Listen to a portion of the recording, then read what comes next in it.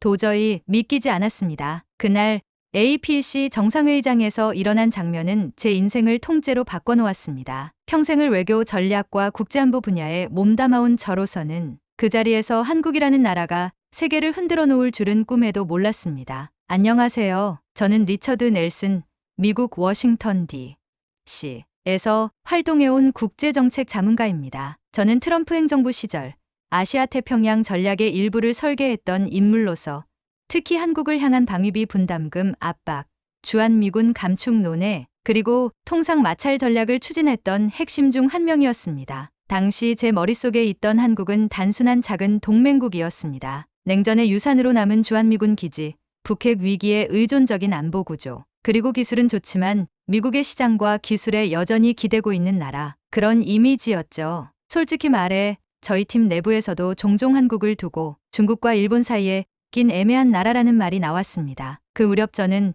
미국의 대외 전략이 얼마나 압도적인 힘을 기반으로 돌아가는지를 누구보다 잘 알고 있었습니다. 세계 대부분의 나라는 우리가 관세 압박을 걸면 무릎을 꿇고 방위비를 올리자 하면 알아서 조율하는 태도를 보였습니다. 그래서 한국도 그렇게 반응할 줄 알았습니다. 그런데 예상이 빗나갔습니다. 아주 많이요. 한국은 단호했습니다. 삼성과 하이닉스는 미국의 눈치를 보지 않고 유럽과 손잡고 반도체 공급망을 재구성하기 시작했고, 현대와 LG는 오히려 미국 내 투자를 확대해 직접 일자리를 만들며 역으로 우호 여론을 이끌어냈습니다. 방위비 협상에서는 강경하게 맞섰고, 심지어 국산 무기 수출을 통해 오히려 방산 당국으로의 도약을 보여주었습니다. 폴란드와 호주, 노르웨이까지 한국산 무기를 선택하는 것을 보며 저희는 당황을 넘어 경악을 금치 못했습니다. 저는 그 상황을 이상하다고 생각했습니다. 분명 우리가 압박을 가한 것인데 어떻게 그들은 흔들리기는커녕 더 성장하는가?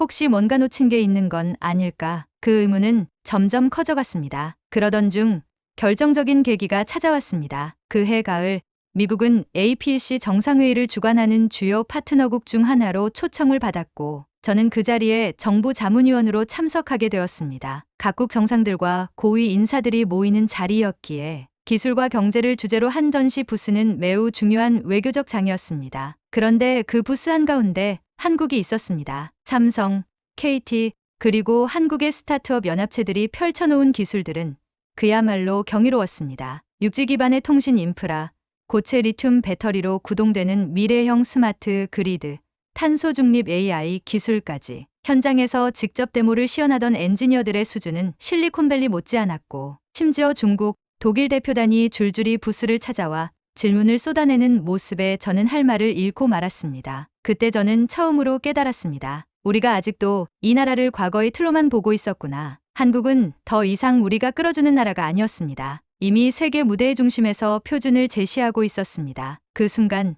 제 안에 무언가가 조용히 무너졌습니다. 제가 수년간 쌓아올린 전략의 근간이 흔들리는 소리를 들었습니다. 그리고 솔직히 말씀드리면 그 흔들림은 불쾌함이 아니라 어떤 경외심에 가까웠습니다. 한국이라는 나라를 제가 너무 얕잡아봤다는 것을 뼈저리게 느꼈습니다. 그날 이후 제 삶은 완전히 바뀌게 됩니다. 저는 다시 한국을 공부하기 시작했습니다. 그리고 마침내 제 손으로 한국에 협력을 요청하는 편지를 쓰게 되었죠. 그날 회의가 끝난 뒤 저는 호텔 방으로 돌아와 멍하니 노트북 앞에 앉아 있었습니다. 평소 같았으면 하루 동안 얻은 정보를 정리하고 다음 날 있을 회의 준비에 몰두했겠죠. 하지만 그날은 달랐습니다. 한국의 부스 앞에서 마주친 장면들이 자꾸 머릿속을 맴돌았습니다. 그 중에서도 한 장면이 유독 또렷했습니다. KT의 한 젊은 연구원이 차세대 위성 인터넷 기술에 대해 설명하던 순간이었습니다. 그는 미국 국무부 관계자에게 통역 없이 유창한 영어로 기술을 설명하면서도 눈빛 하나 흐트러짐 없이 우리는 한국이 글로벌 통신 표준의 주도국이 될 것이라 믿는다고 말했습니다. 그 말에 제 손이 잠시 떨릴 정도였습니다. 어디서 이런 자신감이 나오는 걸까? 그날 밤 저는 처음으로 한국 전문가로 알려진 몇몇 인물들에게 이메일을 보냈습니다. 이름을 밝히지 않고 익명으로 물었습니다. 현재 한국의 기술력과 전략, 대외 정책에 대해 미국은 제대로 이해하고 있는가? 라는 질문이었습니다. 놀랍게도 돌아온 답변은 모두 비슷했습니다. 한국은 더 이상 미국의 그림자에 있는 나라가 아닙니다. 이제는 우리가 배워야 할 점이 많습니다. 늦지 않았다면 다시 바라보세요. 다음 날 새벽, 저는 대사관에 정중히 메일을 보냈습니다. 비공식 접촉이 아닌 정식으로 한국 정부의 입장을 듣고 싶다는 요청이었습니다. 이름과 직책을 밝혔고 제가 과거에 어떤 역할을 했는지도 솔직히 말했습니다. 저는 솔직히 답장이 올지조차 확신할 수 없었습니다. 그런데 몇 시간 후 아주 따뜻한 문장이 담긴 답장이 도착했습니다. 넬슨 자문관님, 진심으로 한국에 관심을 가져주셔서 감사합니다. 저희는 언제든 협력과 상호 존중의 대화를 환영합니다. 그 문장을 읽는 순간 제 눈가가 뜨거워졌습니다. 한때 그토록 압박의 도구로 사용했던 국가에서 이제는 저를 따뜻하게 맞이해주는 것을 느끼며 제가 얼마나 큰 오만 속에 있었는지를 깨달았습니다. 그 이후 저는 한국에 대한 제 관점을 완전히 바꾸게 됩니다. 기술, 안보, 외교의 모든 것은 결국 사람의 품격에서 비롯된다는 사실을 말이죠. 그리고 그렇게 한국과 저의 두 번째 인연이 시작되었죠. 답장을 받은 후 며칠간 저는 아무에게도 그 사실을 말하지 않았습니다. 조용히 그리고 철저히 혼자만의 시간 속에서 이 일을 곱씹었습니다. 저는 여전히 워싱턴의 전략 자문회의에 참석하고 있었고 언론에서는 연일 한국에 대한 방위비 협상 결렬 가능성이나 동맹 갈등을 보도하고 있었죠. 그런 상황에서 리처드 넬슨이 한국 정부와 직접 접촉했다는 사실이 알려지면 어떤 일이 벌어질지는 불 보듯 뻔했습니다. 하지만 저는 더 이상 두려워하지 않았습니다. 이제는 한국과의 미래를 자신의 계산 위에 올려놓는 듯한 태도 자체가 얼마나 오만한 것인지 깨달았기 때문입니다. 저는 이 만남이 단지 정책 조율을 위한 것이 아니라 제 개인의 사과와 존중을 담은 기회가 되기를 바랐습니다. 그래서 다시 메일을 보냈습니다. 혹시 직접 서울을 방문해 만나뵐 수 있을까요?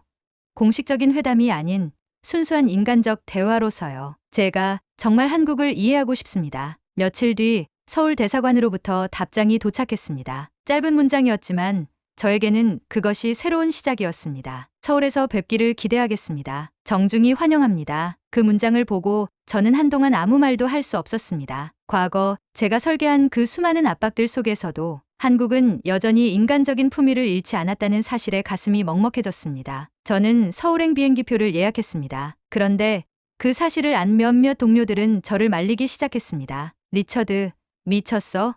그쪽은 우리가 압박해야 할 나라야. 왜 내가 고개를 숙여? 쓸데없는 일에 감정 실지 마. 냉정해져. 그 말들 속에 과거에 제가 있었지만 이제는 달랐습니다. 저는 그들에게 말했습니다. 나는 고개를 숙이려는 게 아니라 눈높이를 맞추고 싶은 겁니다. 그 누구도 더는 말하지 않았습니다. 저의 눈빛이 바뀐 걸 느꼈던 거겠죠. 그렇게 저는 짐을 싸고 인천행 비행기에 올랐습니다. 도착 직전 기내 방송이 울렸습니다. 곧 인천국제공항에 착륙합니다. 한국에 오신 것을 환영합니다. 그 문장을 듣는 순간 저는 마음속 깊은 곳에서부터 뭔가가 차오르는 것을 느꼈습니다. 이제 모든 것이 진짜로 시작될 준비가 되었던 것입니다. 한국에 도착한 첫날 제 안에는 묘한 긴장감이 감돌고 있었습니다. 공항의 시스템은 놀라울 만큼 정돈되어 있었고 입국 심사 과정에서도 외교관이라는 타이틀 없이도 정중하고 친절하게 대우받았습니다. 저처럼 고위 자문직에 있던 사람이 오히려 상대국에서 더 인간적인 대접을 받는다는 것은 미국 내에서는 상상하기 어려운 일이었죠. 인천국제공항의 구조는 군더더기 없었고 안내 표지판은 명확했으며 직원들은 놀라울 정도로 숙련되어 있었습니다. 하지만 진짜 놀라움은 공항철도를 탔을 때 찾아왔습니다. 조용하고 청결하며 모두가 휴대폰을 보면서도 주변을 방해하지 않는 그 질서 있는 모습에 저는 할 말을 잃었습니다.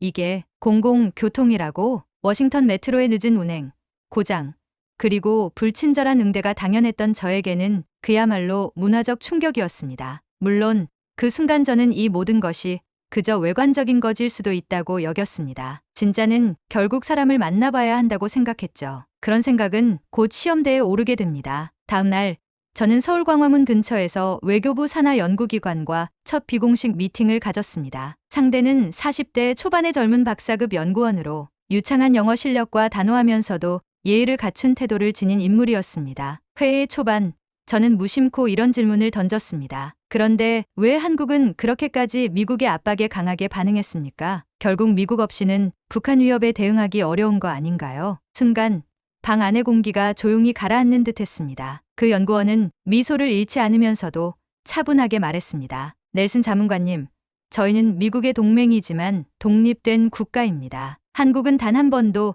의존적이라는 단어에 스스로를 가둔 적이 없습니다. 과거에도, 지금도, 미래에도요. 그 순간 저는 말문이 막혔습니다. 전곡을 찔린 기분이었죠. 마치 수십 년 동안 제가 믿고 설계해온 논리 구조가 통째로 부정당하는 듯한 느낌이었습니다. 회의가 끝난 후 그 연구원은 저에게 조용히 말했습니다. 시간 되시면 저녁에 같이 식사하시죠. 한국의 또 다른 면을 보여드리고 싶습니다. 그렇게 저는 서울 종로의 한 전통 한식당에 가게 되었습니다. 작은 입구를 지나 안으로 들어가자 나무로 된 인테리어와 고요한 조명이 공간을 감싸고 있었습니다. 한국의 전통 음식이 코스로 차려졌고 수많은 반찬들과 국물, 그리고 조심스레 놓인 전통주 한 잔. 음식이 나오자 저는 반사적으로 물었습니다. 혹시 이거 위생이나 안전에는 문제 없겠죠? 너무 낯선 음식들이 많아서요. 그 순간 옆에 있던 연구원이 웃으며 말했습니다. 넬슨 자문관님, 한국은 세계에서 가장 까다로운 식품 안전 기준을 가진 나라 중 하나입니다. 걱정 마시고 드셔보세요. 그제야 저는 한 젓가락, 또 한 젓가락, 천천히 음식을 입에 넣기 시작했습니다. 그런데 놀랍게도 맛은 뛰어났습니다. 복잡하면서도 정돈된 맛, 그리고 식탁 위에 올라온 반찬 하나하나에 담긴 정성과 배려가 느껴졌습니다.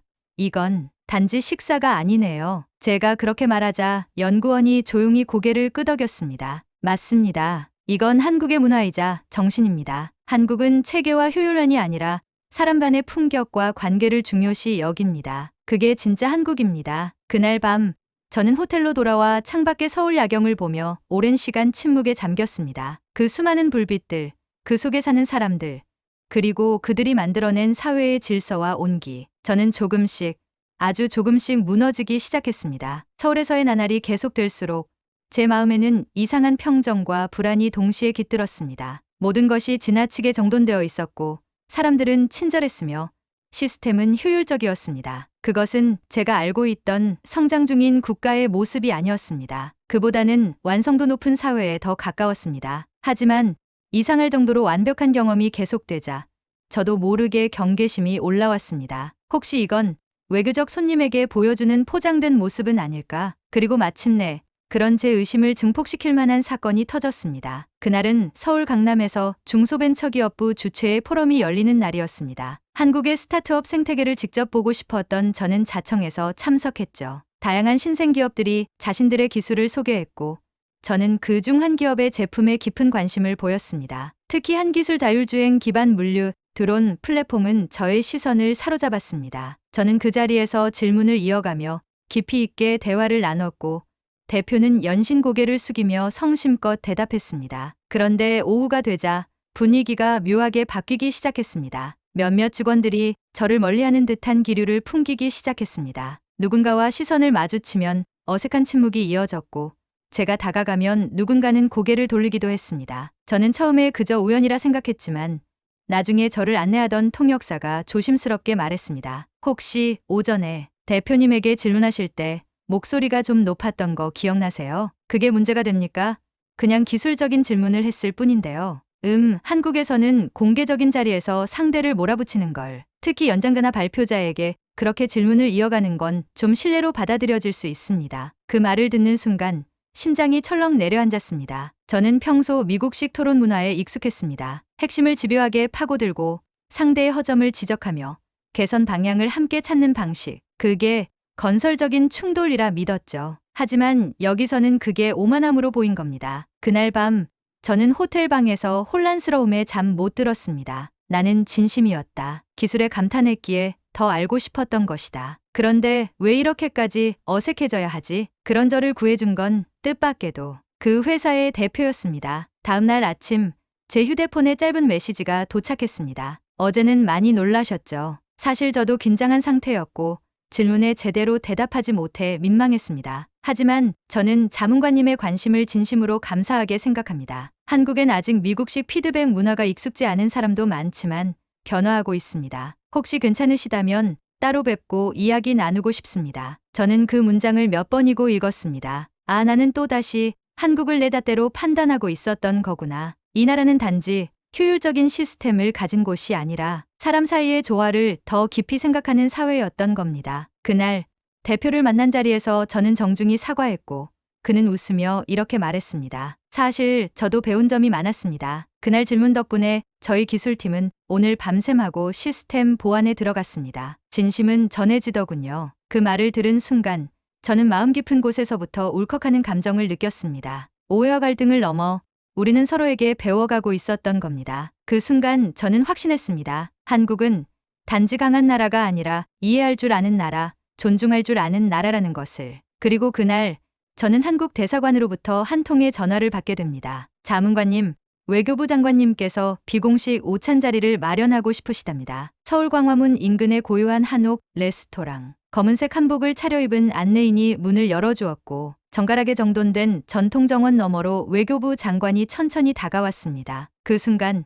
제 가슴은 이상할 정도로 벅차올랐습니다. 한때 압박 전략을 설계하던 인물이 이제는 그 전략을 공식적으로 반성하고 협력의 손을 내밀기 위해 이 자리에 온 것이었습니다. 장관님은 정중히 손을 내밀며 말씀하셨습니다. 넬슨 자문관님, 한국에 다시 와주셔서 감사합니다. 그리고 무엇보다 마음으로 와주셔서 감사합니다. 저는 자리에 앉기도 전에 고개를 숙였습니다. 장관님, 제겐 이 자리가 너무나 특별합니다. 과거 제가 추진했던 전략과 발언들이 지금 생각하면 얼마나 오만했는지 이제는 그 모든 것을 부끄럽게 생각합니다. 그는 조용히 고개를 끄덕이며 말했습니다. 우리는 동맹을 숫자로만 보지 않습니다. 사람이 만든 관계는 사람의 변화로 더 깊어질 수 있다고 믿습니다. 그 한마디는 단순한 외교적 수사가 아니었습니다. 진심이었습니다. 그날 우리는 오래도록 대화했습니다. 기술, 방위, 문화, 그리고 앞으로의 양국 관계까지. 하지만 그 대화 중에서도 제 마음에 가장 깊게 남은 건 이런 말이었습니다. 한국은 강대국이 되기를 바라지 않습니다. 우리는 존경받는 나라가 되고 싶습니다. 그리고 그 존경은 실력보다도 품격에서 비롯된다고 믿습니다. 그 말을 들으며 저는 처음으로 깨달았습니다. 강국은 힘으로 누르는 나라가 아니라 존중을 끌어내는 나라라는 것을. 그날 이후 저는 워싱턴으로 돌아가 전혀 다른 전략 보고서를 작성하기 시작했습니다. 한국은 압박의 대상이 아니라 협력의 중심이어야 한다는 명확한 문장으로 시작되는 새 정책안. 동료들은 놀라움을 넘어 당혹감을 감추지 못했습니다. 당신이 쓴 거 맞아? 이건 마치 한국의 미래를 위한 로드맵 같은데. 그들에게 저는 웃으며 대답했습니다. 맞습니다. 한국은 미래를 주도할 자격이 있습니다. 우리가 그들을 가르쳐야 할 대상이라 생각했던 시간은 끝났습니다. 이제는 배워야 할 시간입니다. 그 이후 저의 행보는 완전히 바뀌었습니다. 미국 내 한미 협력 포럼에서 주재 발표자로 나섰고 하버드, MIT 등 명문대 강의에서 한국이 제시한 새로운 글로벌 표준을 주제로 강의도 하게 되었습니다. 그리고 저에게 또 하나의 전환점이 찾아옵니다. 그 강의실 중 하나, 하버드 케네디 스쿨에서 저의 발표를 듣고 조용히 손을 든 한 학생이 있었습니다. 자문관님, 혹시 저 소피아 김이라고 합니다. 한국계 미국인인데요. 오늘 강의 듣고 제 삶의 방향을 바꾸고 싶어졌어요. 그녀는 말했습니다. 엄마의 고향이었던 한국이 이제는 제 자부심이 됐어요. 저도 두 나라를 연결하는 외교관이 되고 싶어요. 그 말을 들은 순간 저는 모든 것이 이어져 있다는 걸 느꼈습니다. 제가 한때 보잘것없이 보았던 그 나라, 한국. 이제는 그 나라가 새로운 세대에게 꿈과 자부심이 되어주고 있다는 사실에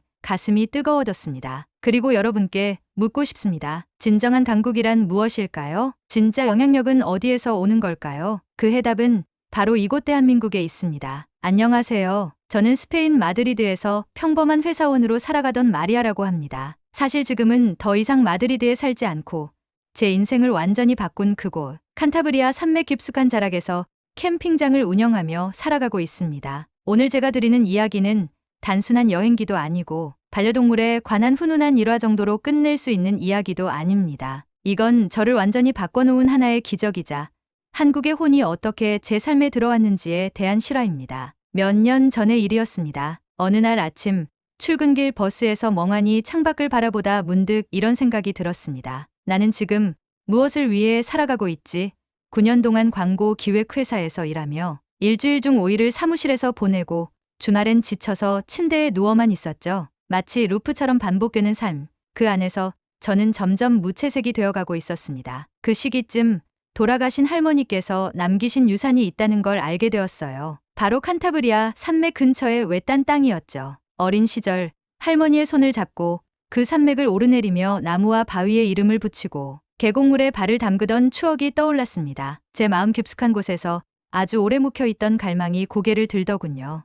그래, 이제는 달라지고 싶어. 저는 과감하게 회사를 그만두고 마드리드를 떠났습니다. 그리고 그 땅에 단 한 명이라도 자연과 마음을 나눌 수 있는 곳을 만들고 싶다는 마음으로 작은 캠핑장을 열기로 결심했어요. 물론 현실은 녹록지 않았습니다. 산맥은 아름다웠지만 외졌고 기반 시설도 부족했죠. 그러던 중 저의 가장 오래된 친구이자 한국에서 유학 온 적도 있는 소영이 저에게 큰 도움을 주었습니다. 너에게 진짜 필요한 건 사람보다 나은 존재야. 소영은 그렇게 말하며 한국에서 한 마리의 진돗개를 직접 데려왔습니다. 이름은 아레스. 워것, 전쟁의 신에서 따온 거야. 얘는 싸우기 위해 태어난 게 아니고 지키기 위해 태어났거든. 소영의 눈에는 확신이 있었고 저는 그 말의 의미를 곧 깨닫게 되었습니다. 아레스는 처음 보는 개였습니다. 늠름하면서도 차분했고 눈빛은 마치 사람 같았어요. 낯선 환경에서도 짖거나 날뛰지 않고 조용히 주변을 관찰하던 그 모습, 그리고 저를 올려다보며 조용히 앉아있던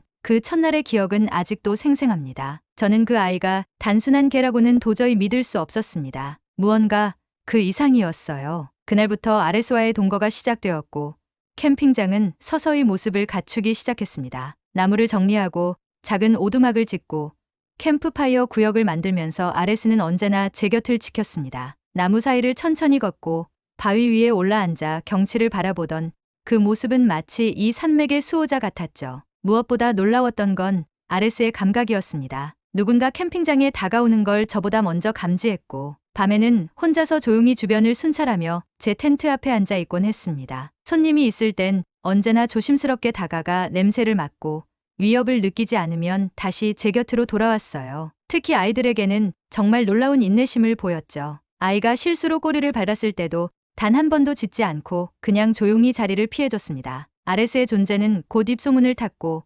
한국에서 온 관광객들이 그 개를 보기 위해 찾아오기 시작했습니다. 그들 중 어떤 분은 이렇게 말했어요. 진짜 진돗개네요. 이 눈빛, 이 침착함 고양이의 정신을 느꼈어요. 그 말을 들었을 때 저는 괜히 가슴이 뭉클해졌습니다. 한국인 친구인 소영이 자랑스럽게 말하던 그 진돗개의 혼, 그게 뭔지 이제는 저도 조금 알 것 같았거든요. 아레스는 단순히 충직한 개가 아니었습니다. 그는 말없이 제 삶을 지켜보며 늘 제 옆에 있었습니다. 낙엽이 수북이 쌓인 아침에도, 폭우가 쏟아지던 밤에도 아레스는 언제나 한결같은 모습으로 그 자리에 있었어요. 그렇게 캠핑장은 서서히 자리를 잡아갔고 제 마음도 조금씩 안정을 찾아갔습니다. 이제 제 일상이 조금씩 따뜻해지고 있었죠. 하지만 그 평온은 오래가지 않았습니다. 어느 날 밤 산이 낯설게 느껴질 만큼 음산했던 그날, 아레스는 평소와는 다른 태도를 보이기 시작했습니다. 계속해서 주변을 맴돌며 낮은 소리로 으르렁거렸고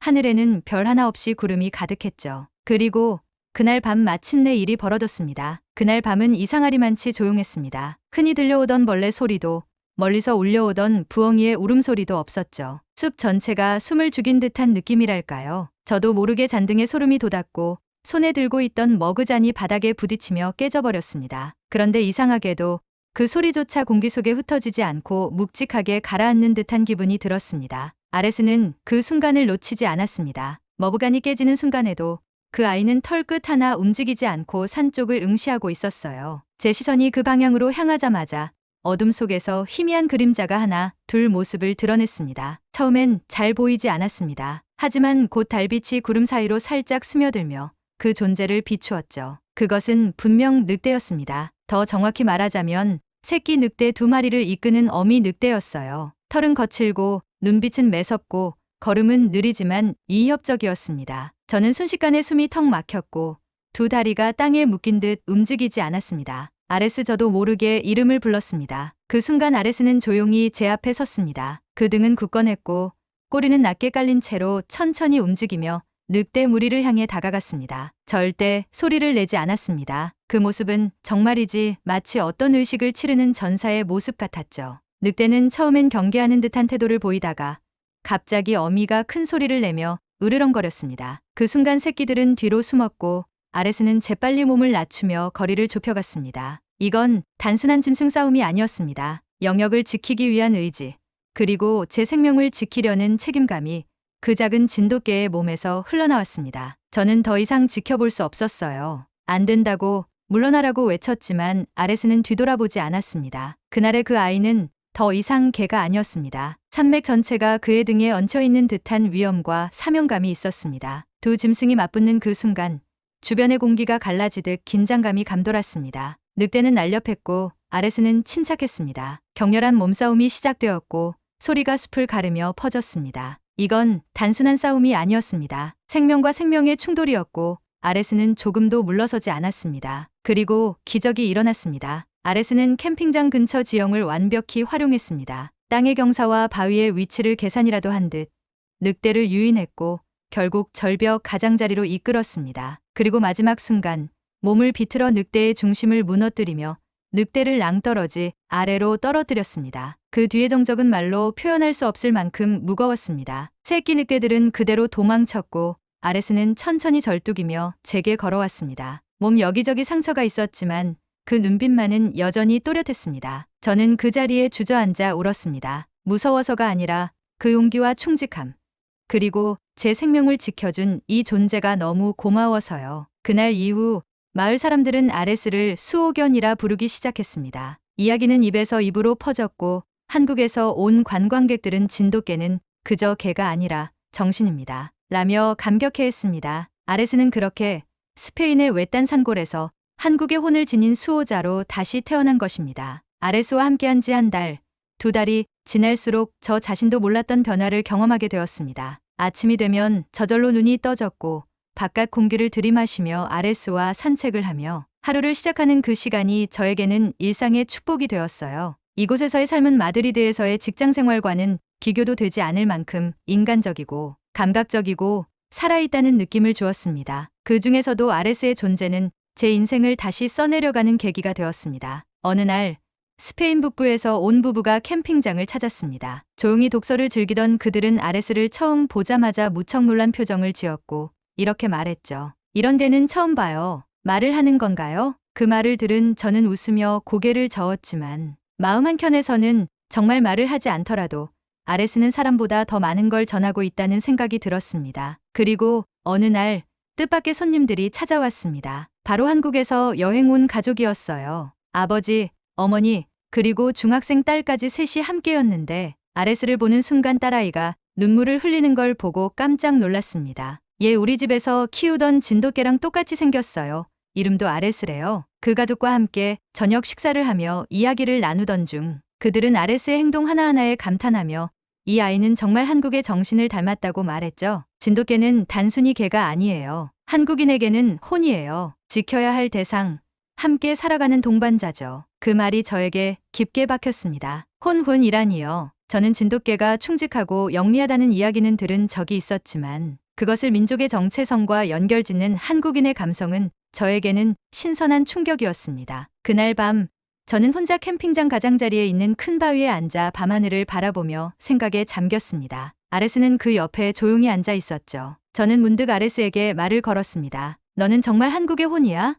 이 먼 스페인까지 와서 나를 지키러 온 거니? 당연히 대답은 없었지만 아레스는 천천히 저의 손에 머리를 기대며 조용히 눈을 감았습니다. 저는 그제야 알았습니다. 이 아이는 누가 시켜서가 아니라 자신의 선택으로 이곳에 온 존재라는 걸요. 그리고 그 순간부터 저는 한국이라는 나라에 대해 더 알고 싶어졌습니다. 소영에게 연락해 한국에 대해 더 알려달라고 부탁했고 그녀는 기꺼이 도움을 주었습니다. 진돗개의 역사, 한국인의 삶, 그리고 나라 전체에 스며든 공동체 문화와 정칭의 개념까지 그 이야기를 들으며 저는 점점 더 빠져들었고 마치 마음 한편에서 뜨거운 것이 올라오는 듯한 느낌을 받았어요. 그리고 마침내 저는 결심했습니다. 아레스를 통해 만난 이 혼의 나라를 직접 찾아가야겠다고요. 아레스와 함께한 삶을 통해 한국이라는 나라의 강한 끌림을 느끼게 된 저는 어느 날 정말로 한국행 비행기에 몸을 실었습니다. 소영이 인천공항에서 저를 맞아주었고 한국은 생각보다 훨씬 현대적이고 정돈된 모습이었어요. 공항에서 공공교통을 이용하는 과정도 매우 친절하고 효율적이었고 거리의 질서정연함, 사람들의 태도에 감탄이 절로 나왔습니다. 너무 깨끗하고 체계적이야. 도시인데도 정신이 편안해. 소영은 웃으며 진짜 한국의 진면목은 아직 시작도 안 했어라고 말했죠. 며칠 뒤 소영은 저를 진돗개의 본고장인 전라도 진도에 데려가 주었습니다. 거기서 저는 아레스와 닮은 수많은 진돗개들을 보고 말문이 막혔습니다. 특히 한 노견의 눈빛은 아레스와 꼭 닮아 있었어요. 한 할아버지는 저에게 말했습니다. 진돗개는 사람보다 낫다요. 주인 한번 마음 주면 죽을 때까지 따라가. 그 말에 저는 고개를 끄덕였고 눈시울이 붉어졌습니다. 그러던 중 작은 사건이 발생했습니다. 서울로 돌아온 뒤 소영이 회사 미팅에 참석하는 동안 저는 혼자 근처 한 식당에 들어가 점심을 먹게 되었습니다. 메뉴판을 보는 것도 어렵고 종업원이 서툰 영어로 응대하는 것에 조금 불편함을 느꼈어요. 주문도 잘못 들어가서 제가 먹을 수 없는 음식이 나왔고 직원이 무뚝뚝하게 그건 다시 못 바꿔요라고 말했을 때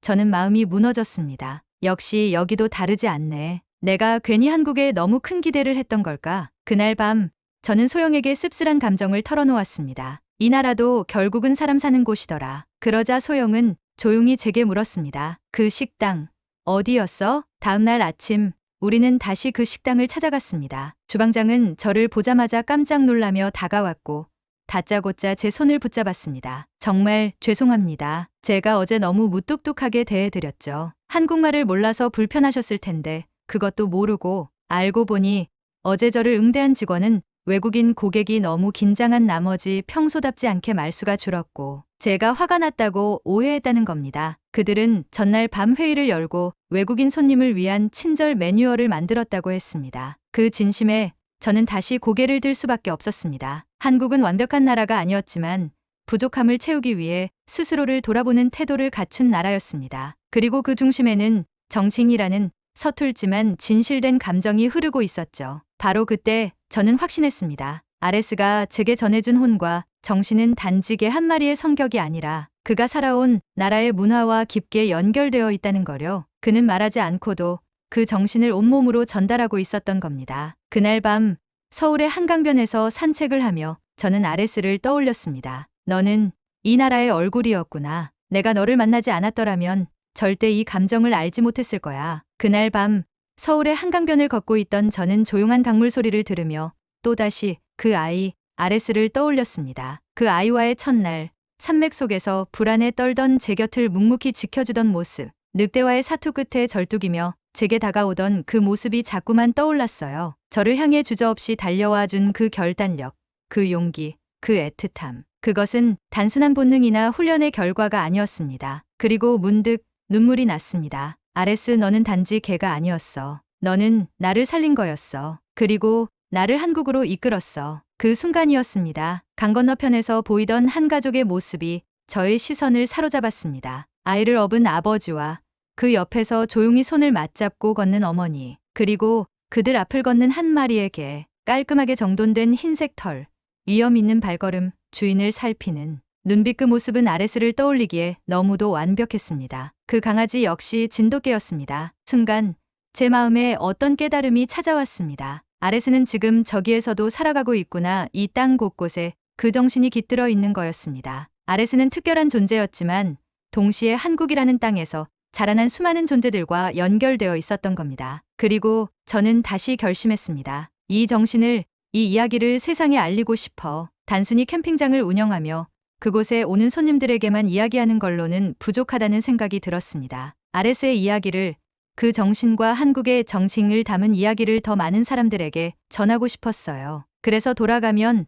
저는 제 캠핑장의 작은 갤러리 공간을 만들기로 했습니다. 아레스의 이야기, 한국에서의 여정, 진돗개의 역사와 혼, 그것들을 사진과 글로 정성껏 담아서 모든 방문객이 느낄 수 있도록요. 한국에서의 마지막 날, 저는 소영과 함께 진돗개 조형물이 있는 진도공원을 다시 찾았습니다. 조형물 앞에서 소영이 제게 말했어요. 넌 이제 진짜 한국인의 친구야. 아니, 우리 문화의 가족이야. 그 말에 저는 미소 지으며 대답했습니다. 그래, 그리고 이 이야기는 아레스가 남긴 숙제이기도 해. 그 아이가 저를 지켜준 것처럼 저도 그 정신을 지켜야 하니까요. 이렇게 제 여정은 끝이 아니라 새로운 시작이었습니다. 한국에서 돌아온 후 저는 단 한순간도 지체하지 않았습니다. 캠핑장의 한쪽을 비워 작은 전시 공간을 만들었고 아레스의 이야기를 담은 패널과 사진, 그리고 한국에서 가져온 진돗개 관련 자료들을 정성스럽게 전시했어요. 이름은 단순하게 붙였습니다. 아레스 갤러리. 산맥의 수호자, 한국의 정신. 처음엔 관광객 몇 명만 둘러보던 그 공간이 점점 입소문을 타기 시작했습니다. 특히 한국인 여행객들은 그 이야기를 듣고 눈물을 흘리기도 했어요. 어떤 분은 우리 진돗개가 이렇게 멀리까지 와서 혼을 전하고 있다는 게 믿기지 않네요라고 말하며 아레스의 사진 앞에 고개를 숙이기도 했죠. 스페인 언론에서도 제 캠핑장을 취재하러 오기 시작했습니다. 한국의 전통견, 유럽의 산맥에서 혼을 전하다라는 기사 제목으로 아레스와 진돗개, 한국 문화에 대한 이야기가 퍼졌고 진돗개를 배우려는 현지인들까지 생겨났습니다. 그 중에는 지역 초등학교에서 아레스를 주제로 수업을 한 교사도 있었고 어느 동물심리학자는 아레스는 개 이상의 존재였으며 문화의 전달자였다고 평가하기도 했습니다. 그리고 아레스는 여전히 그 자리에 있습니다. 칸타브리아 산맥, 석양이 붉게 물든 저녁이면 여느 때와 다름없이 조용히 산길을 돌며 순찰을 합니다. 예전처럼 몸놀림이 빠르진 않지만 그 발걸음 하나하나에는 여전히 품격과 책임감이 깃들어 있죠. 캠핑장을 찾는 아이들은 그를 보면 자연스레 조심스럽게 다가가 인사합니다. 그는 단 한 번도 큰 소리를 내지 않으며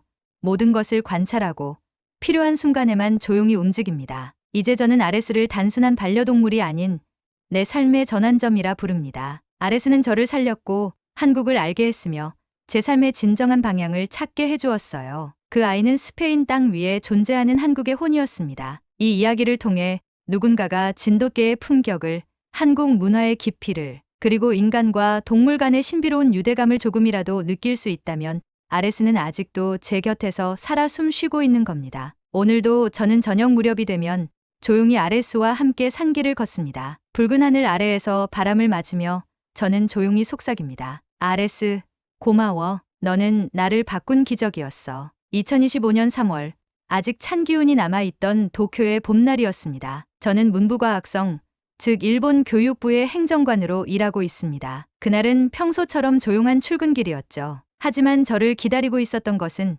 평범함과는 거리가 먼 그야말로 교육계의 대지진이라 불릴 사건의 서막이었습니다. 문부과학성 내에서 기자회견을 준비하라는 급한 연락을 받았을 때만 해도 그저 예산이나 정책 관련한 발표쯤으로 여겼습니다. 하지만 기자회견장에 도착한 순간 공기 자체가 이상했습니다. 정장 차림의 차관 스즈키 케이니치로님은 평소보다 굳은 표정이었고 보도진들의 카메라 셔터 소리가 유난히 무겁게 느껴졌습니다. 그리고 차관이 마이크 앞에 섰을 때 그는 믿기 어려운 말을 꺼냈습니다. 현재 전국적으로 초중등 학생들 사이에서 자발적인 한글 학습 현상이 나타나고 있습니다. 정부 차원의 대응이 시급합니다. 처음엔 저도 잘못 들은 줄 알았습니다. 한글?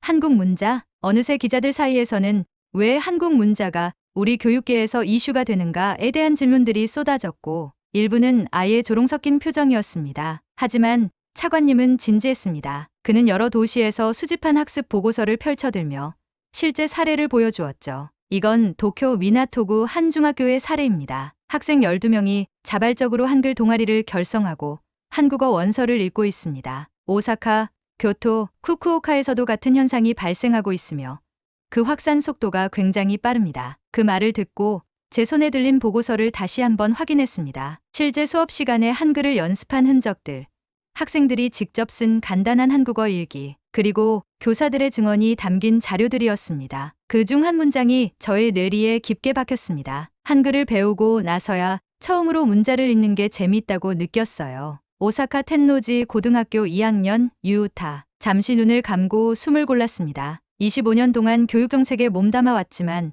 이토록 생생한 목소리를 본 적이 없었습니다. 교과 과정, 지침, 평가표, 그런 것들과는 전혀 다른 세계였습니다. 이건 누가 시켜서 한 게 아니라 아이들이 스스로 움직이기 시작한 말 그대로 현상이었습니다. 기자회견이 끝난 후 저희 부서는 긴급 조사를 지시받았습니다. 그리고 며칠 후 그 중심에 한 고등학교 교사가 있다는 사실을 알게 되었죠. 그 이름은 마츠모토 아키라. 오사카 텐노지 고등학교 국어 교사였습니다. 그의 이야기를 듣고 나서야 이 사태어 축복이라 불러야 할지 모를 현상의 진짜 시작점을 마주할 수 있었습니다. 기자회견 후 저는 즉시 오사카로 출장을 떠났습니다. 텐노지 고등학교는 평범한 공립학교였습니다. 교문을 지나 운동장을 둘러보며 이곳에서 무슨 일이 있었던 걸까 생각하던 중 교무실에서 마츠모토 아키라 선생을 처음 만났습니다. 그는 50세가 조금 넘어 보이는 소탈한 인상의 중년 남성이었습니다. 제 소개를 하자 그는 가볍게 목례를 하며 조용히 말했습니다. 교육부에서 오셨다고 들었습니다. 바쁘신데 이런 시골까지 오시게 해서 죄송합니다. 겸손한 태도였지만 눈빛만큼은 강단이 느껴졌습니다. 커피 한 잔을 건네며 그는 자신의 이야기를 차근차근 들려주었습니다. 사실 시작은 단순했어요. 한 학생이 도저히 문자를 못 읽는 거예요. 유우타라는 아이인데 난독증이 심했습니다. 교과서를 펼치면 긴장이 먼저 올라오고 시험지 앞에선 손이 떨렸습니다. 마츠모토 선생은 여러 방면으로 노력했다고 합니다. 폰트도 바꿔보고 색깔을 달리 해보고 심지어는 소리를 녹음해서 들려주는 방식도 시도해봤다고요. 하지만 유우타는 점점 글자에 대한 공포심이 커져만 갔고 급기야 저 이제 그냥 안 할래요라며 눈물을 보였습니다. 그 순간 마츠모토 선생은 깊은 좌절감을 느꼈다고 했습니다. 내가 정말 아이들에게 글자를 가르치는 교사라고 할 수 있을까? 그런 생각이 들었습니다. 그리고 기적처럼 찾아온 계기는 예상 밖이었습니다. 그의 딸 중학교 1학년이 어느 날 K드라마를 보기 시작한 겁니다. 처음엔 그냥 요즘 애들 다 그렇지 하고 넘겼는데 이 녀석이 한글을 메모장에 적어놓고 발음을 따라하더라고요. 그리고 그러는 딸을 보며 문득 이건 어쩌면 하는 생각이 들었습니다. 그는 교사라는 직업의 호기심으로 그리고 아버지로서의 직감으로 처음으로 한글의 자음과 모음 체계를 분석했습니다. 이게 왜 이렇게 단순하면서도 체계적인 거죠? 그의 눈이 커졌다고 합니다. 소리를 내는 방식에 따라 자음이 구성되고 입 모양에 따라 모음이 조합된다는 점에서 한글은 그야말로 소리의 과학 그 자체였습니다. 그래서 그는 결심했습니다. 한번 유우타에게 시켜보자. 일본어가 안 된다면 이게 마지막이다. 방과 후 교실, 마츠모토 선생은 A 사용지 한 장에 한글 자모음을 적었습니다. 그리고 유우타에게 건네며 말했습니다. 이건 한국의 문자야. 그냥 한번 읽어보자. 부담 없이. 처음엔 유우타도 긴장했지만 몇 분 지나지 않아 아이의 눈이 빛나기 시작했다고 합니다. 이건 이렇게 읽는 거예요?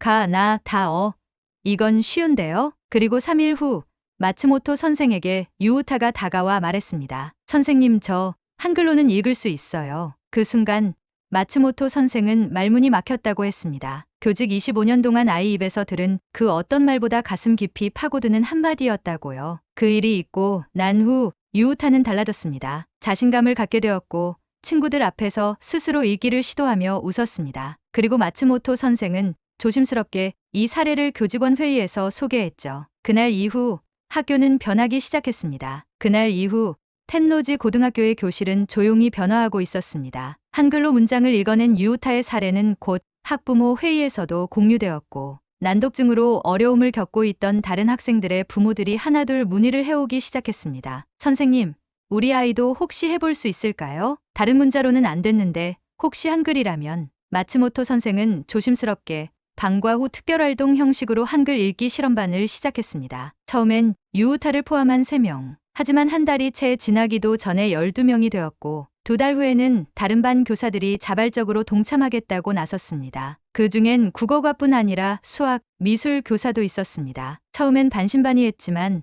실제로 아이들이 변하는 걸 보니 안 할 수 없더군요. 미술 담당인 이노우에 선생은 이렇게 말했습니다. 그들은 모두 깜짝 놀랐습니다. 한글을 접한 학생들이 이전보다 책을 더 많이 펼치고 문장을 이해하려는 태도가 좋아졌다는 점. 특히 그림책이나 짧은 문장을 만들고 있는 활동에서는 학생들이 놀랄 만큼 높은 집중력을 보였습니다. 그리고 그 변화는 곧 SNS를 통해 전국으로 퍼져나가기 시작했습니다. 샵 한글로 읽는 첫 책, 샵 일본에서 한글 배우기, 샵 난독 증극복 한글, 트위터, 인스타그램, 틱톡, 마츠모토 선생과 학생들의 활동이 짧은 영상과 사진으로 소개되며 다른 학교 교사들이 DM을 보내기 시작했습니다. 자료를 공유받을 수 있을까요? 저희 학교에서도 시도해보고 싶은데 커리큘럼이 궁금합니다. 그중 가장 인상 깊었던 메시지는 홋카이도의 한 중학교 교사가 보낸 글이었습니다. 한글을 처음 접한 학생이 눈물을 흘리며 말했습니다. 처음으로 내가 바보가 아니란 걸 알게 됐어요. 이쯤 되자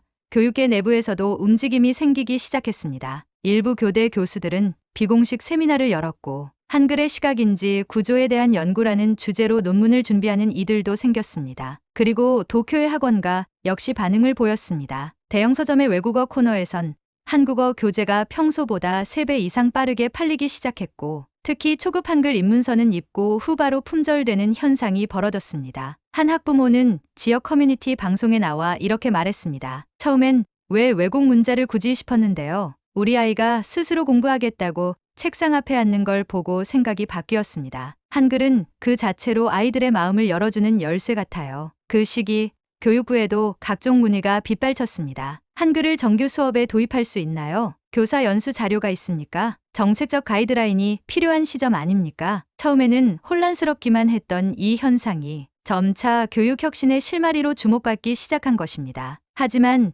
이 새로운 움직임은 모두에게 반가운 일만은 아니었습니다. 전통주의를 강조하는 일부 교육 관계자들은 공개적으로 문제를 제기했습니다. 왜 일본 학생들에게 한국 문자를 가르치는가? 일본어 교육의 정체성을 흔드는 것 아닌가? 문화 침투의 가능성은 없는가? 심지어 일부 극우 언론은 마츠모토 선생의 이름과 사진을 실으며 비난을 퍼붓기까지 했습니다. 한국의 교육을 뺏기고 있다. 학교가 한글 전도사가 되는가? 마츠모토 선생은 언론의 공격에 시달리면서도 아이들의 변화를 보고 포기할 수 없었습니다. 그는 교육부에 직접 탄원서를 보냈고 각 지역 교육청에 자료를 제공하며 정면 대응을 시작했습니다. 그의 마지막 문장이 마음에 남습니다. 저는 정치도 국적도 따지지 않습니다. 아이들이 자신감을 얻고 더 나은 배움을 할 수 있다면 그 어떤 문자든 가치 있는 교육 도구입니다. 그 말을 듣는 순간 저는 확신했습니다. 이건 단순한 언어 현상이 아닙니다. 일본 교육이 안고 있던 본질적 질문에 한글이 해답을 내고 있었던 것입니다. 전국적으로 한글 교육이 조용한 혁명처럼 번져가던 중 한 사건이 결정적인 전환점이 되었습니다. 교토의 한 사립중학교에서 한글 집중학습 주간이라는 새로운 프로그램을 도입한 것이었죠. 이 학교는 학습장애 학생이 많은 것으로 유명했으며 다양한 대안 교육을 시도해 온 곳이었습니다. 그런데 이 학교의 결과가 놀라웠습니다. 일주일간의 한글 집중 수업 후 절반 이상의 학생들이 기존 일본어 독해 과제를 더 빠르게 해결했다는 것입니다. 교사들의 증언은 더 극적이었습니다. 그 아이가 처음으로 글을 읽고 의미를 이해했습니다. 평소엔 단어를 읽을 때마다 중간에 멈추던 아이가 한글 문장은 처음부터 끝까지 끊기지 않고 읽더군요. 그리고 읽는 게 재밌다고 말했습니다. 이 사례는 곧 NHK 교육 프로그램에도 소개되었고 전국에서 주목을 받게 되었죠. 일본 전역의 교육 관계자들이 한 목소리로 말했습니다. 이건 교육의 도구로서 한글의 가능성을 검토해야 할 시점이다. 이 무렵 저는 문부과학성 내부에서도 새로운 분위기를 감지할 수 있었습니다. 회의에서 처음으로 한글이라는 단어가 공식 회의록에 등장했습니다. 그리고 조사과에서 보고서 작성 명령이 내려졌습니다. 한글의 인지 구조적 효과에 대한 자료 수집 및 과학적 실증 조사 착수 바람. 저는 진심으로 놀랐습니다. 단순한 민간 차원의 움직임이었는데 교육부가 실증 실험을 검토하기 시작한 것입니다. 이후 저를 포함한 팀은 전국에서 1000명을 대상으로 실험 설계를 진행했습니다. 한글을 먼저 익힌 그룹과 일반 일본어 중심 수업을 받은 그룹을 나눠 같은 문해력 과제를 부여하는 방식이었습니다. 실험은 4주간 진행되었고 실험 대상 중에는 일반 학생뿐만 아니라 난독증 진단을 받은 학생들도 포함되었습니다. 그리고 결과는 상상 이상이었습니다. 한글을 먼저 학습한 학생들은 기존 대비 300% 빠른 문해력 향상을 보였습니다. 읽기 속도뿐 아니라 문장 구조 이해력, 문장 단위 기억력 등 전반적 학습 능력이 개선되었죠. 무엇보다 놀라운 건 한글을 배운 학생들이 일본어 문장 구조 이해에서도 뛰어난 성과를 보였다는 점입니다. 즉, 한글 학습이 일본어 학습 능력까지 간접적으로 끌어올린 것입니다. 이 실험 결과는 문부과학성 내부 보고서로 정리되어 장관실에 전달되었습니다. 그리고 내부 문서 중 한 줄이 저의 마음을 강하게 울렸습니다. 한글의 문자 체계는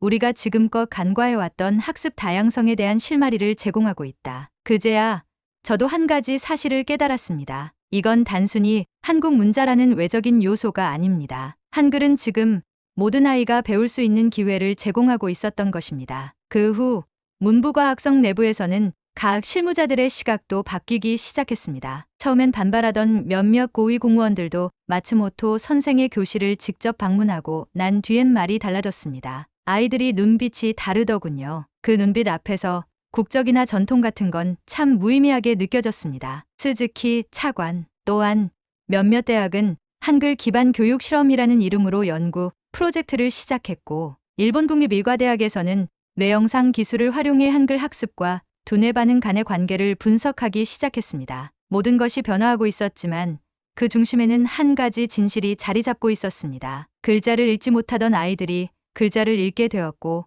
그로 인해 삶이 달라졌다는 것. 그리고 그 변화의 시작은 마츠모토 아키라 선생과 단 한 명의 학생, 유우타의 조용한 방과 후 수업에서 비롯된 기적이었습니다. 한글을 둘러싼 열풍은 거스를 수 없는 흐름이 되었고 저는 그 중심에서 매일같이 새로운 보고서와 인터뷰, 회의에 몰두하고 있었습니다. 하지만 모든 것이 순조롭기만 했던 것은 아니었습니다. 2025년 6월 도쿄 신주쿠구의 한 중학교에서 예기치 못한 사건이 터졌습니다. 한글 수업을 시행하던 도중 보수 성향 학부모 단체에서 강력히 항의하며 수업 중단을 요구한 것입니다. 그들의 주장은 이랬습니다. 한국 문자를 왜 일본 공교육에서 가르치는가? 정체성 혼란을 조장하는 행위다. 교육은 일본인의 방식으로 이루어져야 한다. 언론은 이 사건을 대서특필하며 한글 교육을 둘러싼 사회적 갈등을 부각시켰고 결국 학교 측은 임시로 수업을 중단하게 됩니다. 저 역시 해당 지역교육청으로부터 정책적 판단에 대한 질의를 받았고 마츠모토 선생에게도 불똥이 튀었습니다. 아키라 선생,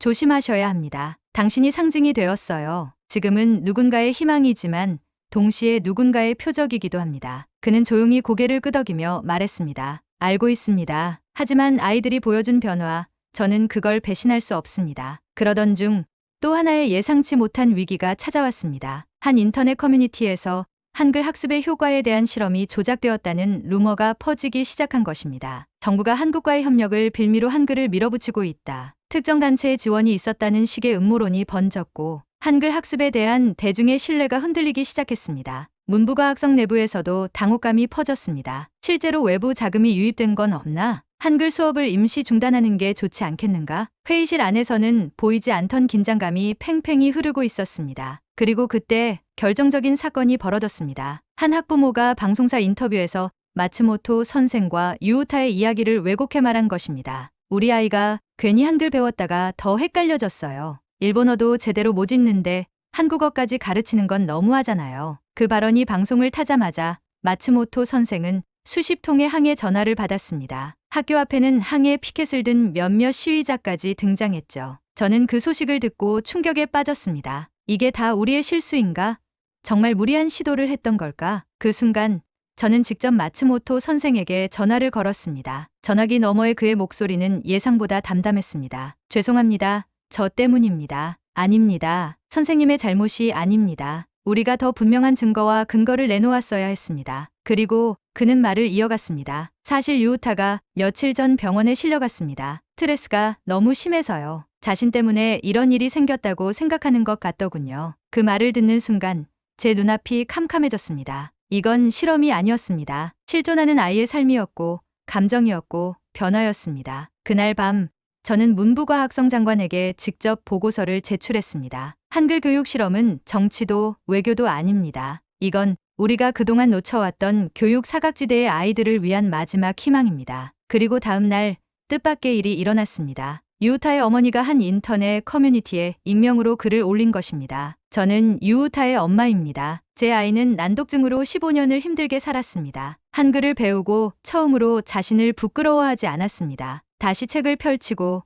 친구와 눈을 마주치고 어른들 앞에서 이야기할 수 있게 되었어요. 그걸 부정하지 말아주세요. 여러분의 아이가 내일 그 자리에 있을 수 있습니다. 이 글은 순식간에 일본 전역의 커뮤니티에서 공유되었고 수천 개의 댓글이 달렸습니다. 감사합니다. 진심이 느껴져요. 우리 딸도 한글 배우고 달라졌어요. 꼭 알리고 싶었어요. 이건 이념이나 국적 문제가 아닙니다. 아이들 이야기입니다. 그제야 저는 깨달았습니다. 우리가 지켜야 할 것은 문자가 아니라 그 문자가 만들어내는 사람의 변화라는 것. 그 변화의 시작에는 언제나 읽을 수 없던 한 아이가 처음으로 문장을 읽으며 웃었던 그 순간이 있었습니다. 2025년 여름 마침내 문부과학성은 공식 보고서를 발표했습니다. 한글 기반 학습 실험의 과학적 효과에 대한 최종 검토 결과. 보고서의 마지막 페이지에는 이런 문장이 적혀 있었습니다. 한글은 단순한 외국 문자가 아니다. 이는 학습 장애를 포함한 모든 아동에게 새로운 문해의 가능성을 제공하는 교육 도구로서의 명확한 가치를 가진 체계이다. 그날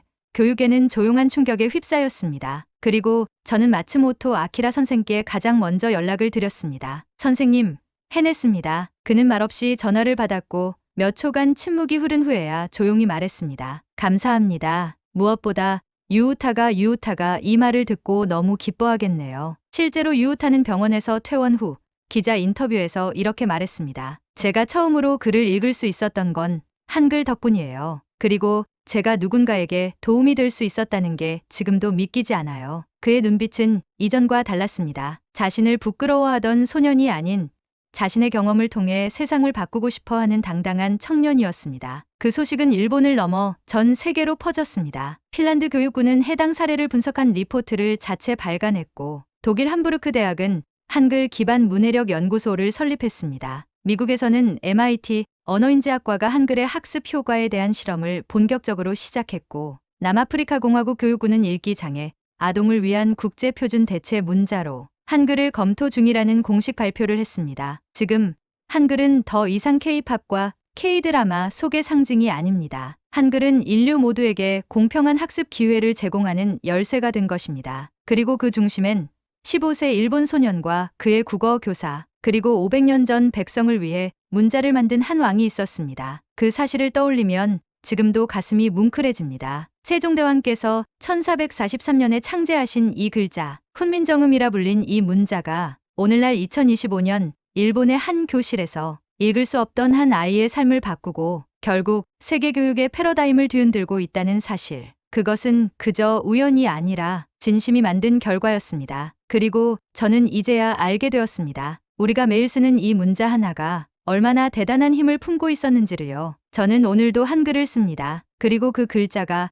언젠가 더 많은 아이들의 세상을 바꿀 수 있으리라는 걸 믿습니다. 저는 일본 도쿄대학교에서 국제정치를 가르치고 있는 다나카 히로시입니다. 30년 넘게 외교와 안보, 국가 역량 지수를 연구해왔고, 그 중에서도 일본은 아시아에서 가장 앞선 선도국가라는 명제는 제 학문 인생의 뿌리 같은 존재였습니다. 그 믿음이 무너지는 날이 오리라곤 단 한 번도 상상해 본 적이 없었습니다. 사건은 아무렇지도 않은 하루 아침에 찾아왔습니다. 그날도 여느 때처럼 연구실에서 커피 한 잔을 들고 컴퓨터를 켰습니다. 메일함을 정리하던 중 우연히 눈에 띈 기사가 있었습니다. 2025년 포브스 선정 세계 강대국 순위. 흥미가 동에 클릭했죠. 하지만 그 순간 제 손에서 커피잔이 미끄러졌습니다. 잔은 책상에 부딪히며 쓰러졌고 뜨거운 커피가 노트북 위로 흘러내렸습니다. 그러나 그보다 더 뜨거웠던 건 제 눈앞에 펼쳐진 6위 대한민국, 8위 일본이라는 문장이었습니다. 이게 말이 되나? 말이 막혔습니다. 숨이 턱 막히는 느낌이었고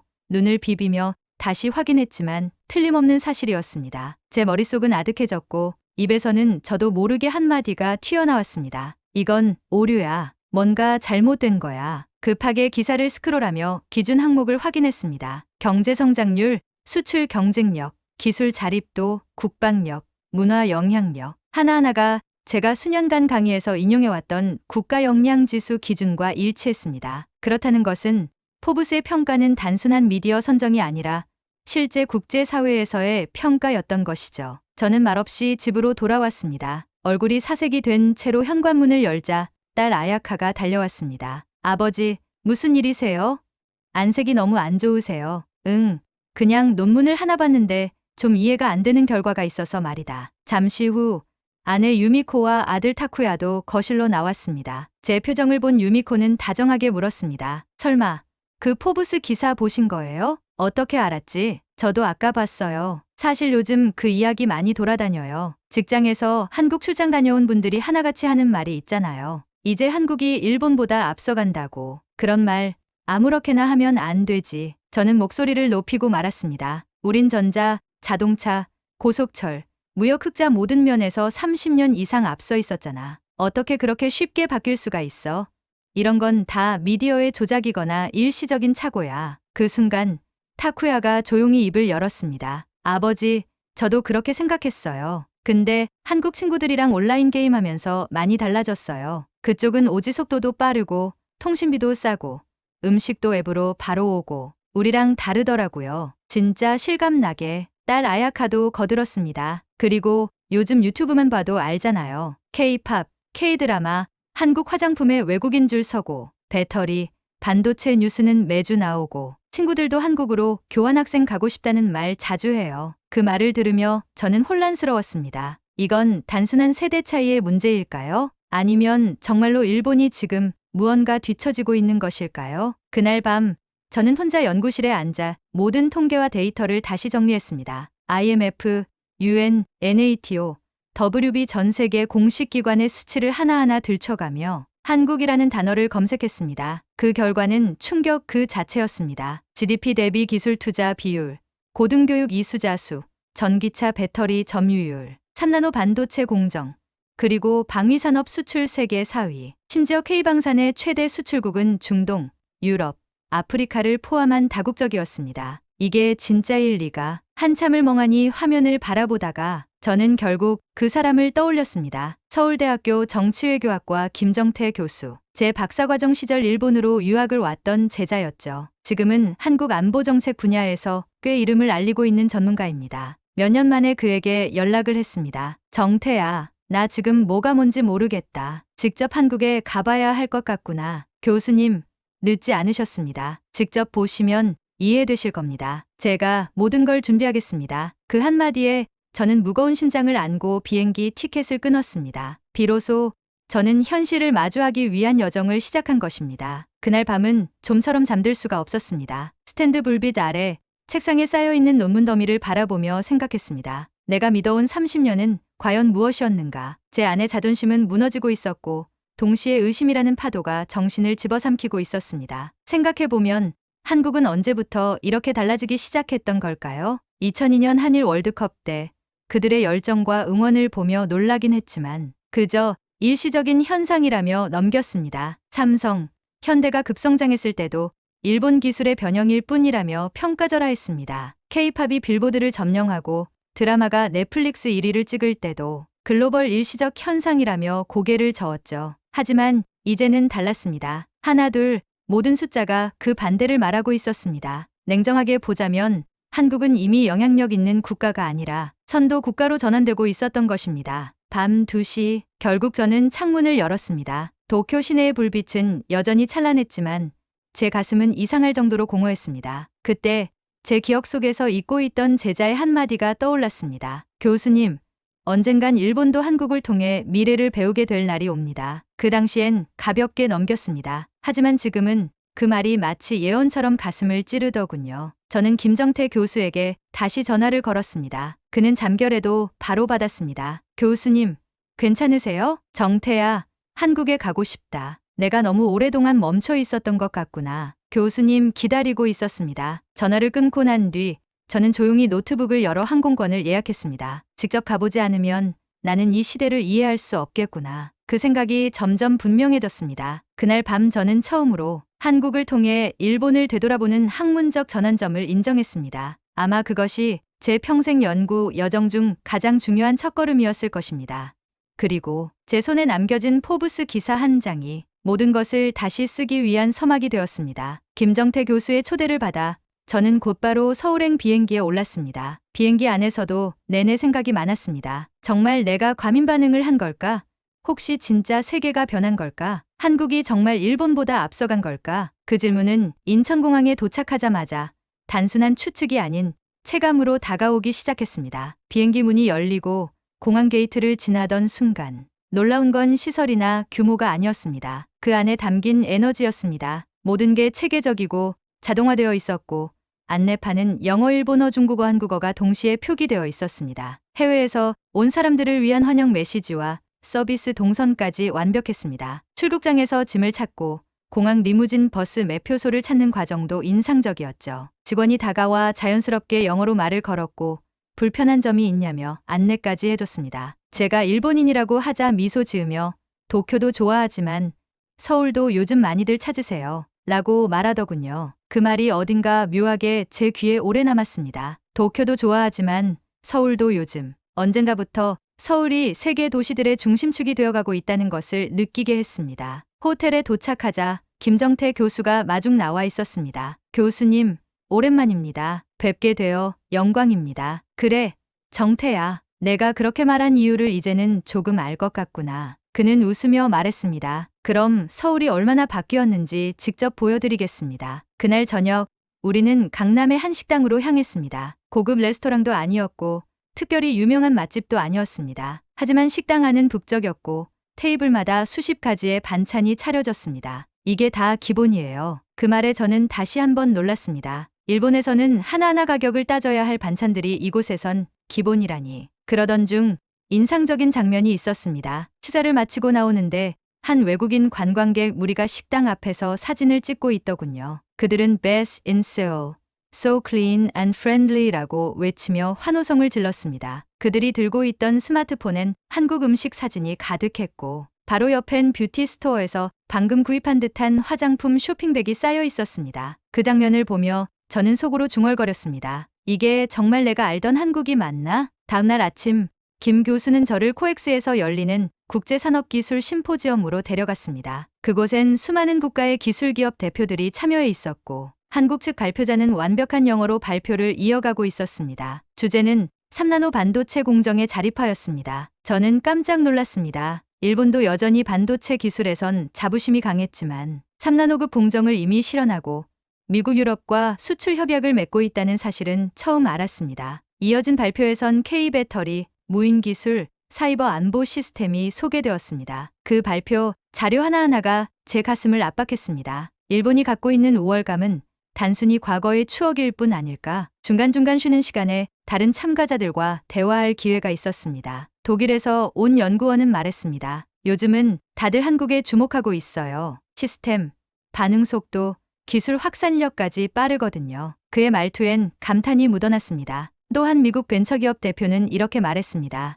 일본은 여전히 대단하지만 한국은 이제 트렌드를 만드는 나라입니다. 기술과 문화가 함께 가는 드문 케이스죠. 저는 머릿속이 점점 혼란스러워졌습니다. 제 자신이 옳다고 믿었던 세계관이 흔들리고 있었던 겁니다. 심포지엄을 마치고 돌아오는 길, 김 교수는 조용히 말했습니다. 교수님, 아직 시작도 안 했습니다. 이제 방산기술 쪽을 보시면 더 놀라실 겁니다. 그 순간 저는 무언가에 이끌리듯 고개를 끄덕였습니다. 그래, 정태야, 더 보여줘. 이제 더 알고 싶구나. 그 말은 제 인생의 다음 국면을 여는 열쇠였을지도 모릅니다. 한국에서의 다음 일정이 제 삶을 바꿔놓게 될 줄은 그땐 아직 몰랐습니다. 한국에 도착한 지 사흘째 김정태 교수는 제게 이렇게 말했습니다. 오늘은 조금 특별한 곳으로 모시겠습니다. 교수님이 정말 궁금해하실 만한 장소죠. 그가 안내한 곳은 경기도 모처의 첨단 방위산업 시설이었습니다. 출입 절차는 삼엄했고 외국인 출입이 제한된 공간도 있어 김 교수의 보증 없이는 절대 들어올 수 없는 곳이었습니다. 공장 입구에 들어서자 고막을 울리는 드론 시연음과 동시에 대형 LED 스크린엔 KF-X 전투기의 조립 장면이 생중계되고 있었습니다. 저는 말문이 막혔습니다. 저건 진짜로 국산 개발입니까? 옆에서 설명하던 기술 담당자가 미소 지으며 고개를 끄덕였습니다. 네, 현재 시제기 생산을 마치고 시험 비행도 성공적으로 마쳤습니다. 한국이 전투기를 자립 개발한 것은 이번이 처음이죠. 순간 전율이 느껴졌습니다. 일본에서도 F-35를 수입하면서 자체 플랫폼 구축에는 여전히 많은 한계를 느끼고 있던 참이었기 때문입니다. 지금은 동남아시아와 중동 국가들과의 수출 협상도 진행 중입니다. 그 말에 저는 고개를 들 수 없었습니다. 한국이 이제는 수입국이 아니라 공급국이라는 사실이 가슴을 파고들었습니다. 하지만 그 감탄이 오래가지 못했습니다. 시연을 마치고 식당에서 단체 오찬을 하던 중이었습니다. 기술부 관계자들 몇몇이 작은 목소리로 속삭이는 대화를 우연히 듣게 되었습니다. 저 교수, 일본 사람이라며?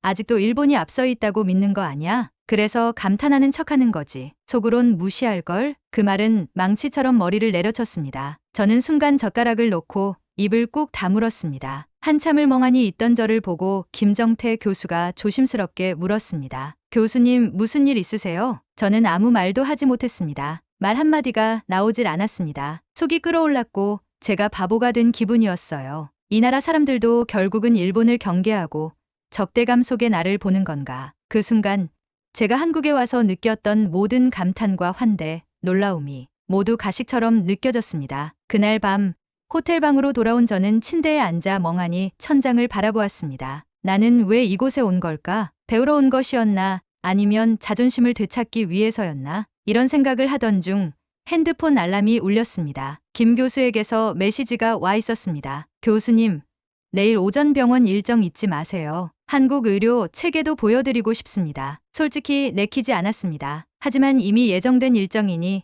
마지못해 따라 나섰습니다. 그런데 그곳에서 예상치 못한 일이 벌어졌습니다. 병원은 대형 민간 종합병원이었고 입구부터 로봇 키오스크가 배치되어 있었습니다. 예약 확인, 진료 접수, 진료 대기표까지 모든 것이 비접촉 자동화였죠. 여긴 초진도 당일 진료가 가능해요. 김 교수가 말하자 저는 반신반의하며 물었습니다. 이렇게 큰 병원에서 당일 진료가 가능하다고?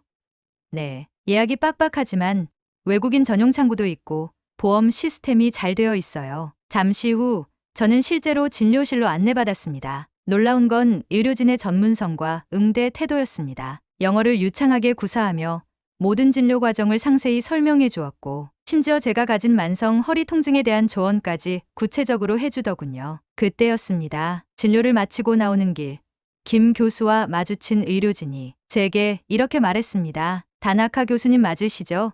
일본에서도 논문 잘 보고 있습니다. 이번 기회에 한국의 시스템도 널리 알려주세요. 그 말은 마치 얼음장 같은 제 마음을 녹이는 따뜻한 찬물 같았습니다. 그들은 나를 적대하거나 깔보는 것이 아니라 오히려 존중하고 있었던 것이었구나. 전날 들었던 대화는 단지 일부의 편견이었을 뿐이고 그 편견에 제가 매몰되어 버린 것이었음을 깨달았습니다. 그 순간 저는 제 스스로가 더 부끄러웠습니다. 한국은 이미 일본과 경쟁하기 위해 노력하는 나라가 아니라 자기 길을 가며 세계와 협력하는 국가였습니다. 그리고 저는 그 사실을 단 한마디의 오해 때문에 외면하려 했던 겁니다. 김정태 교수가 조용히 말했습니다. 교수님, 어제 무슨 일 있었는지 대강 짐작됩니다. 하지만 진심은 직접 확인해야만 보입니다. 그게 바로 학자의 자세 아닐까요? 저는 마침내 고개를 들고 말했습니다. 그래, 정태야. 이번 여정이 제게 가장 큰 공부였던 것 같다. 그 순간 저의 30년 연구 인생이 송두리째 재정이 되는 느낌이었습니다. 한국은 이제 제가 연구 대상으로만 삼던 나라가 아니라 제가 배워야 할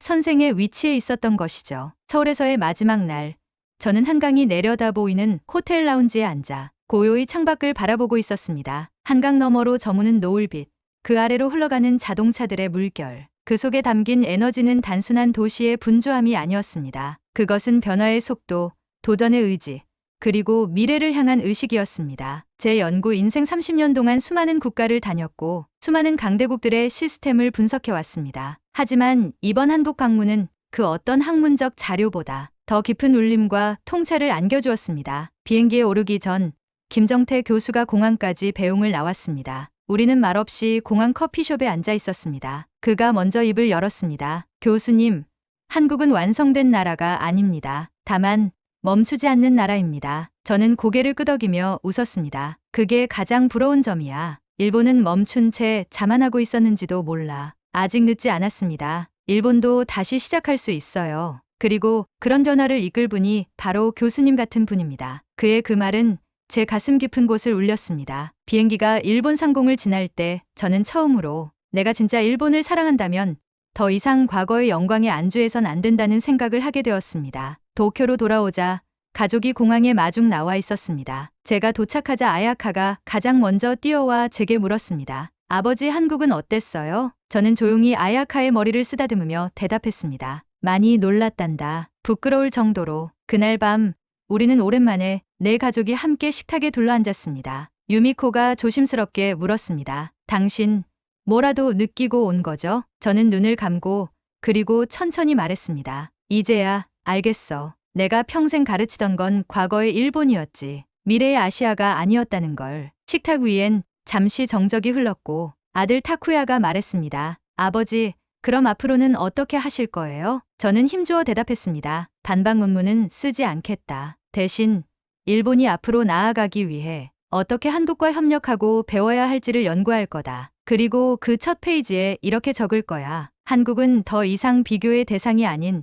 협력의 동반자이다. 그 말에 가족 모두가 고개를 끄덕였습니다. 그 순간 저는 깨달았습니다. 진심은 전염된다는 것을요. 제가 바뀌자 가족의 눈빛도 달라졌습니다. 그건 제 인생에서 가장 뜻깊은 변화였습니다. 며칠 후 저는 도쿄대 연구실에 복귀했습니다. 그리고 제 첫 강의에서 수십 명의 학생들 앞에 서서 이렇게 말했습니다. 여러분, 앞으로의 국제정치는 더 이상 미국과 중국의 양강 구도가 아닙니다. 이제는 한국이라는 축을 반드시 분석에 포함해야만 합니다. 강의가 끝나고 한 학생이 다가와 물었습니다. 교수님, 왜 그렇게 한국을 높이 평가하시나요? 저는 미소 지으며 대답했습니다. 한국은 더 이상 추격자가 아닙니다. 그들은 이미 방향을 제시하고 있습니다. 그날 저녁, 저는 제 개인 블로그에 서울에서 배운 것들이라는 제목의 칼럼을 올렸습니다. 조회수는 이틀 만에 수십만을 돌파했고 댓글엔 한국에서 온 학생들과 연구자들의 메시지가 쏟아졌습니다. 교수님의 전환에 감동했습니다. 한일 관계의 미래를 함께 그려나가요.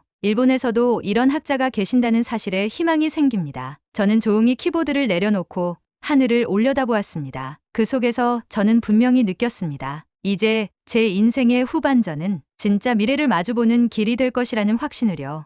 그리고 여러분께 이렇게 말하고 싶습니다. 현실을 외면한 자는 뒤처지고 현실을 직시한 자는 성장합니다. 저는 이제야 그 사실을 온몸으로 깨달았습니다. 그리고 지금 전 세계는 한국을 바라보고 있습니다. 여러분은 그 흐름을 보시고 계신가요?